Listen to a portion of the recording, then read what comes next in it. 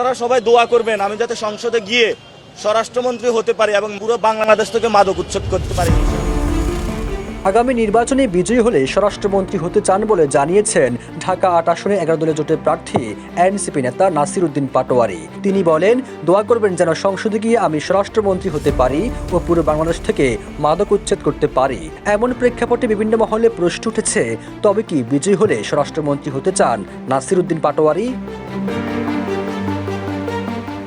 ঢাকা ৮ আসনে নির্বাচনী এলাকা দৈনিক বাংলা মোড়ে লিফলেট বিতরণকালে নাসির উদ্দিন পাটোয়ারি বিএনপি প্রার্থী মির্জা আব্বাসকে ইঙ্গিত করে বলেন, ঢাকা ৮-এ যে মাদক সিন্ডিকেট রয়েছে এবং মাদক সম্রাট যিনি রয়েছেন তাকে আমরা আহ্বান জানাবো, কর্মীদের হাতে অস্ত্র মাদক তুলে দিবেন না।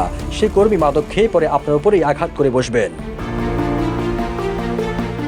পাটোয়ারি আরও বলেন, নির্বাচনের সময় কারো হাতে মাদক দেয়, কারো হাতে অস্ত্র দেয়। আপনারা ১২ তারিখ মাদক অস্ত্রের বিরুদ্ধে ভোট দিবেন। সন্ত্রাসী কার্যক্রম অনেক হয়েছে, আমরা আর সহ্য করব না। আমরা হুমকি পাচ্ছি, আমাদের নাকি মাইট দেওয়া হবে।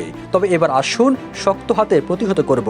বিজয়ের পর স্বরাষ্ট্রমন্ত্রী হতে চান জানিয়ে জামাত জোটের এই প্রার্থী আরও বলেন, দোয়া করবেন যেন সংসদে গিয়ে আমি স্বরাষ্ট্রমন্ত্রী হতে পারি ও পুরো বাংলাদেশ থেকে মাদক উচ্ছেদ করতে পারি।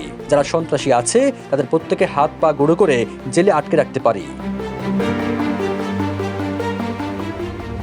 এর আগে শান্তিনগর হাবিবুল্লাহ বাহার কলেজে পিঠা উৎসবে নির্বাচনী প্রচারণা যাওয়ার পর তার উপর ডিম নিক্ষেপের ঘটনাকে ইঙ্গিত করে তিনি আর বলেন, হাবিবুল্লাহ বাহারে মার খেয়ে আসছি, এবার মার দেব।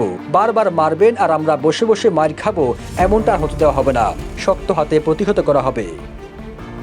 সবুজ আলম, নিউজ ডেস্ক, ইত্তেফাক।